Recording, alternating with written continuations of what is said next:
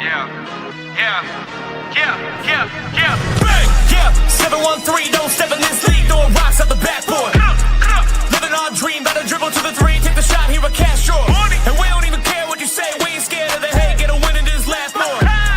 Stand in the paint, better clear out the way, hit the court with the black force energy. Every single week on a killing spree, you kidding me? You talk about winning with the epitome, you better be talking with peace, and we locking the key on them. Know that it's rocking with Ryan and Donte, the drip guy, we beyond the gossip, the topics we talk on are popping, we conquering the obstacles that we cross as a team. Shot from the seats, we the Rockets like Elon. It's the H-Town rundown. Let's get started right now.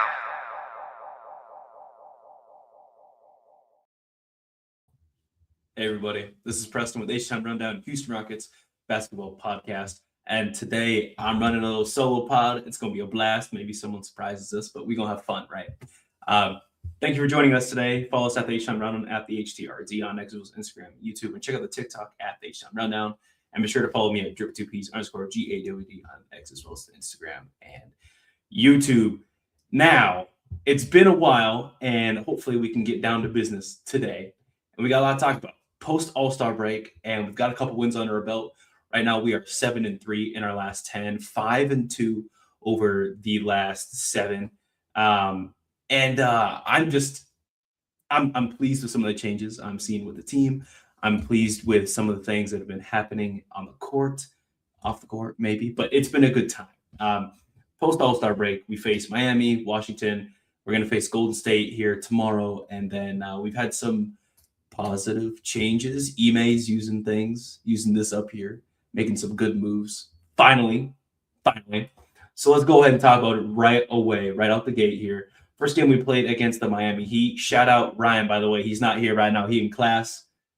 Yeah, man, you're not targeted. Don't worry about it. But shout out your favorite player because your team over there ended up winning. We faced Miami, and unfortunately, Miami ended up beating us 115 to 105. And looking at the stats here, if we stat sheet watching, not a great game overall. Okay, not phenomenal. However, there's some good and some bad to take away from this. KD had a nice little 32-piece. He decided to take more than 15 shots. He was also Mr. Efficiency Man. Ended up shooting 60% from the field. Cool. Not great from three, but, he's taking them. That's what I care about, right?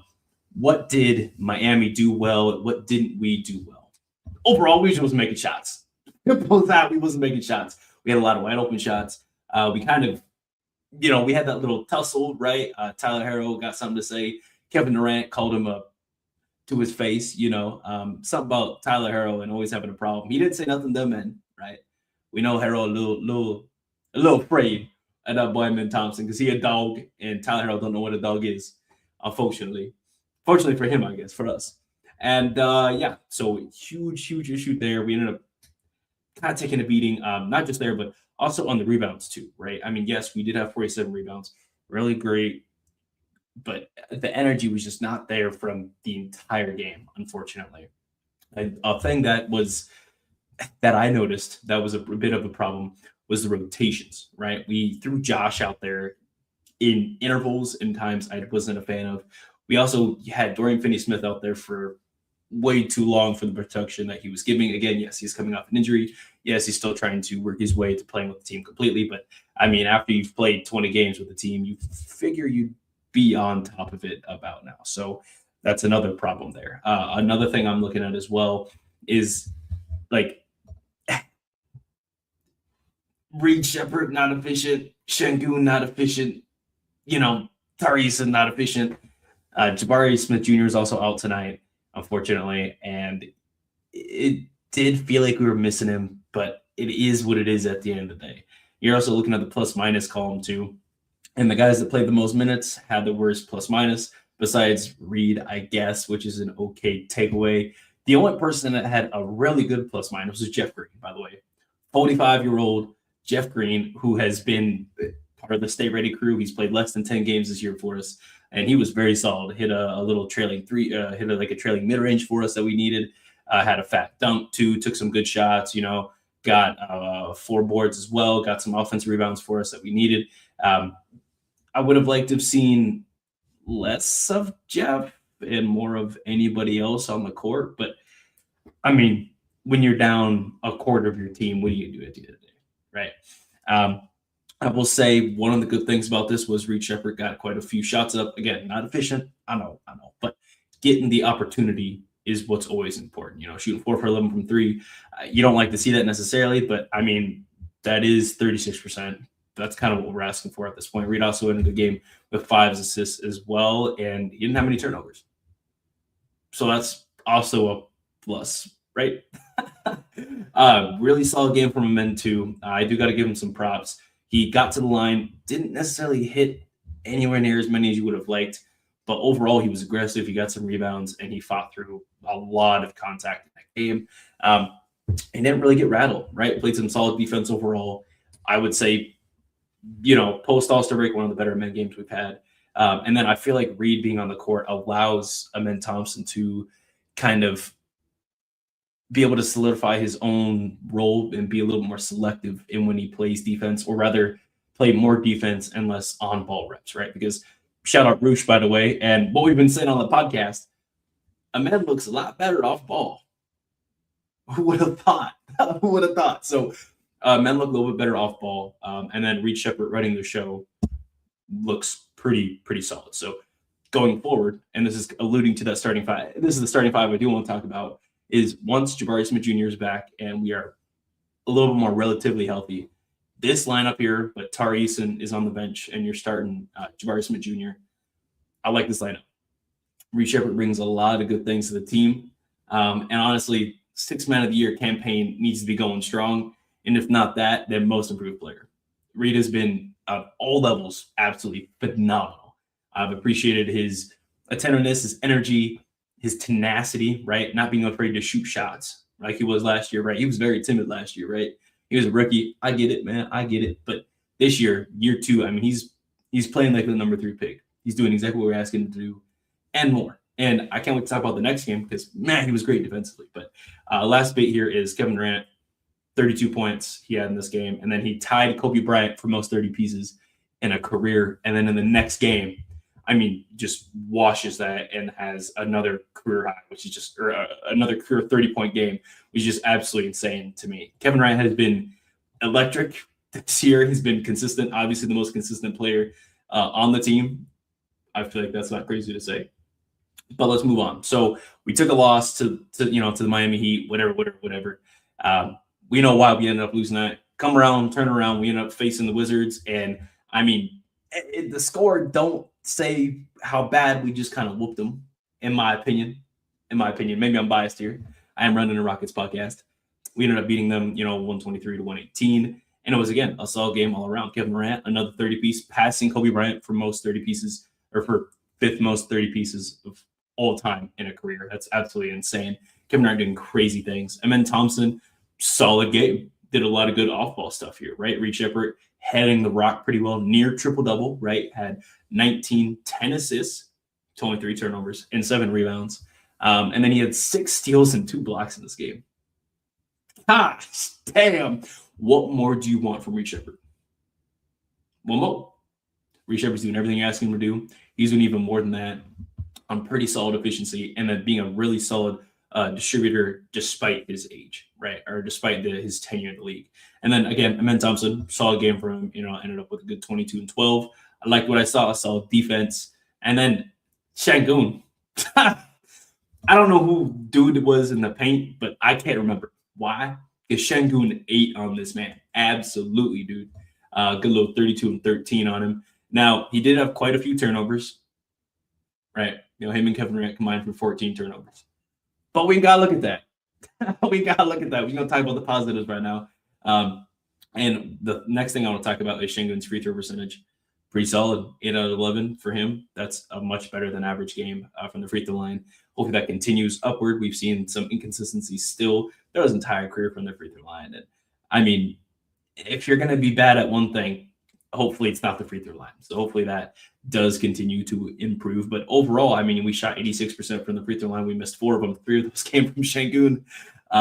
So, like, you live and die by that. But Kevin Durant, again, 30 and 7, pretty solid game. Tari Eason, a grit and grind game. He had a really good steal in that quarter. I think it was the second, third quarter. pretty solid. And I liked his energy, his tenacity on defense, as per usual. And this is the kind of energy that really reinvigorates the bench, right? This kind of energy reinforces the bench players to come in and play even harder. And that's why I think Tari needs to be that sixth man going forward. And I think Reed should be starting. Right? This is why it makes more sense for Jabari to start, in my opinion. Now, I love me some Tari Eason. I think he's doing great in this role, and I appreciate what he's been doing in this role. I just think he's going to be a little bit more better, and his energy could be a little bit more useful on the bench because we don't have an energy guy. We asking Dorian Finney-Smith to do what? we asking Clint Capella to come out and already be Steven Adams, which he's doing okay. He got 8 rebounds in 11 minutes. That's Steven Adams. Didn't get a block, but he was a paint presence, right? But hopefully we get to see a little more of that. And I was actually kind of surprised to not see J.D. Davison in this game. We were looking for some steady offense at one point and just wasn't getting it in ebbs and flows. And then, we'd obviously go back to Şengün and KD and Reed and Amen, your main four that would just be able to continue to score at any given point. But then when we got away from any one of those guys, we just couldn't do a whole lot on the offense. I mean, if you're looking directly at the stat sheet here, no one on the bench shot over 50%.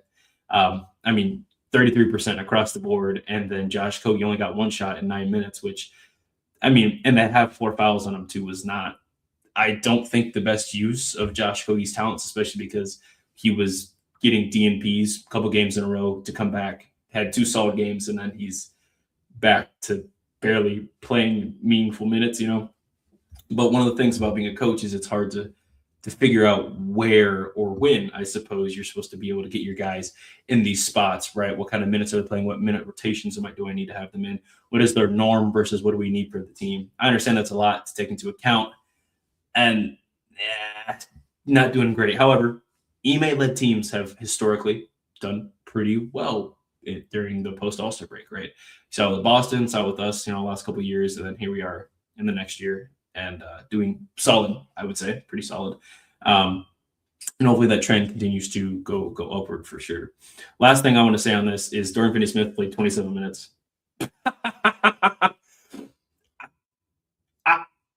That's just one time on the rotations thing, right? Josh could have played in those minutes. He could have played Tari a little bit more in those minutes. He only played 23 and a half, right? Yes, he went 4 of 11. I don't care, bro. Tari Eason could have played more, and we would have been just fine. Again, J.D. Davison would have been okay. Aaron Holiday played 20 minutes and didn't do a whole lot but get a bucket, right? A bucket and a foul.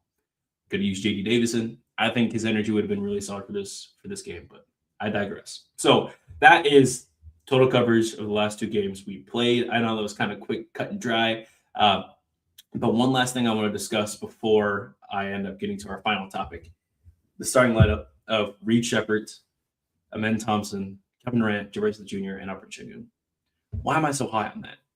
One, instead of Amen running point guard, right? Which, not saying he's been bad, but at times it feels like he's struggling too much, focusing too much on trying to just distribute the ball, try to get to this person, which I understand that is the point of a point guard. However, Amen's strengths come off ball, right? His strengths come from playing primary defense. If his number 1 and number 2 jobs are defense and dunker spot, Amen Thompson is phenomenal. Look how the Pistons use Ausar Thompson, right? They're twins for a reason. Now, I'm biased. I think Amen Thompson is 2 levels above Ausar Thompson, but Ausar is also playing his role very well over there. They're either the first or second seed consistently over there, and he's been a dog on defense. He's going to make the all-defensive team this year for sure. Amen Thompson was all defensive member last year. His defensive metrics, his advanced plus minus, and then even his overall steals and blocks per game have gone down. His defensive field goal percentage has gone down as well. He's worrying about too many things, trying to do too many things. Hopefully going into this second part of the season here, right, the last third, I suppose, we can see Reed Sheppard take away some of those duties, right, become more of a point guard, which he's very clearly developed.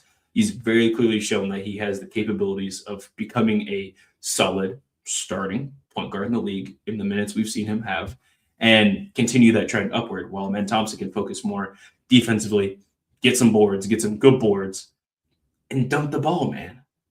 And we don't have Steven Adams crowding the paint anymore. So we're going to have a lot more dunker spot opportunities. We're going to have a lot more DHOs even at the mid-paint section. And then, honestly, some backdoor plays.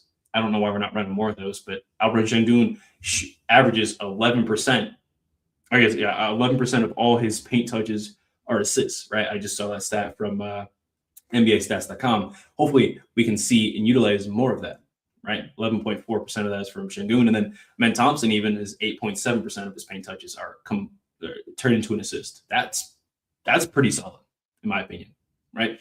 Hopefully, we see more of that, and that trend continues up as long as Reece Shepherd's out there, and then we got some of our other key players back, right? I think Jabari's been really solid this year, and not only been the second most consistent player behind Kevin Durant, right? Jabari had that 8-game slide where he was not phenomenal. His defense was starting to slack, but then the last 3 games, his defense picked back up. His offense found its rhythm, and then it's all she wrote. So I haven't seen as many haters out there. I'm still looking, but I haven't seen as many haters of Jabari Smith Jr. since he's come back and been pretty solid for the team. And again, hopefully once he's back and he's good to go, just rest him up. Once he's back and good to go, we'll be moving forward. Let me know what you guys' comments are about that starting lineup of Reece Shepherd, Amen Thompson, Kevin Durant, Jabari Smith Jr., and Alperen Sengun. I'm interested to see what you guys think. So go ahead and comment down below on the YouTube channel. I'm sure to give us a quick little follow, man, at the H Charity or at the H Rundown on YouTube as well. And click the little bell, man, so you can see it every time we decide to go live, man. We got a little question coming in from Prince Francis. I believe I'm saying that right. How far do you think we go into the playoffs? Brother. This team was supposed to be a championship team, right? Unfortunately, we had some injuries, and that appears to have changed the course of this team, focusing more on just getting wins. It sounds like we saw the presser at the All-Star around the All-Star break where Raphael Stone and Ime Udoka come up there saying, yeah, unfortunately, Fred VanVleet and Steven Adams have kind of derailed our chances of a championship, but you still got Kevin Durant. And I feel like throwing in the towel saying temper your expectations is kind of an easy way out, right? You should never tell me as a fan that, hey, we're going to suck this year, because the Sacramento Kings still got fans, right? If the Sacramento Kings still got fans, I don't think it's crazy to say that the Rockets, at minimum, are a second-round team, especially what we're playing right now, right? We get the starting lineup back. We get Jabari Smith Jr. back. Who's beating us in the first round unless it's OKC? Maybe the Nuggets. So, honestly, I think we're a second-round team at worst. At best, I think we are a Western Conference knockout. But no matter what, the floor is getting past the first round. I don't care if we're missing Kevin Durant. At this point, we need to be past that first round.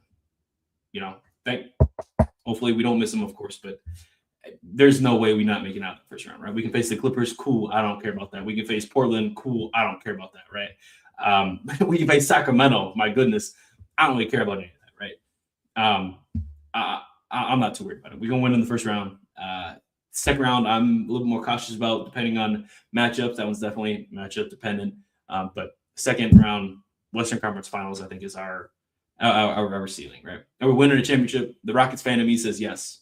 You see that up there, right? The Rockets fan of me says yes. Is that going to happen? Maybe. Maybe.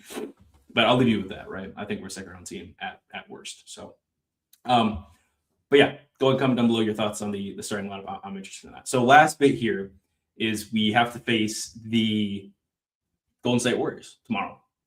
I hate them. I really do. But you know what? They're missing some guys as well. I mean, their key player, they're missing Curry, so I'm not too worried about it at this point. And their leader in points right now is Brandon Podziemski, BP, I call him.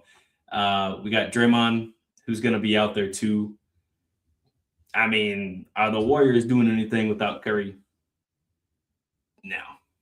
So I'm not worried about it. They're going to play hard defense, of course, right? They're going to get it with calls. We already know that. We know the Warriors and what kind of golden skin type energy they bring. So we got to worry about that. But Curry ain't out there. He's going to be on the sidelines clapping, and that's where he needs to be. So hopefully we can pull this dub. But that's that.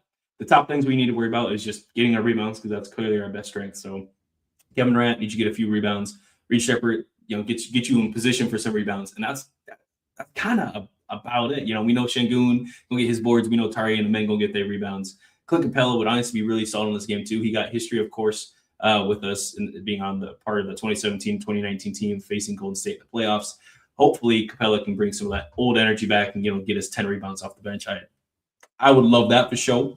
But yeah, so let's get some rebounds, some good energy, and then let's make threes, right? At the end of the day, the game is about baskets. And if you can make more than the other team, 9 times out of 10, you're winning. You got to win. So I would say rebounding, defensive tenacity, and threes.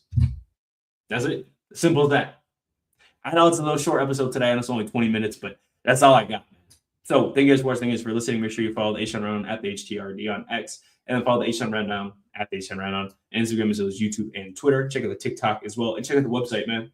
We drop articles all the time over there, and the Texans side has a bunch of banger episodes they just released the last couple weeks. So make sure you go check that out too. Shout out Texans Pod, and then make sure you follow me at drip2piece_GAWD and X as well as Instagram and YouTube. And that's all I got, man. I'll see you guys next time around the same time, and hopefully we talk about some more wins. See ya.